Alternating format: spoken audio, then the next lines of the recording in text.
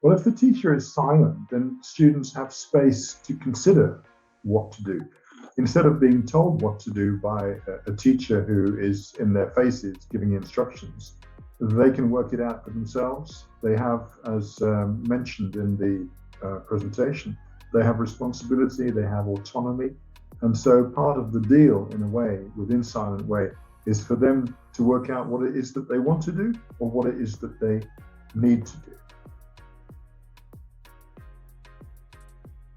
Are the Cuisenaire rods a gimmick? Well, this is a question that I've been asked on many occasions, largely by teachers who have never seen the Cuisenaire rods in action.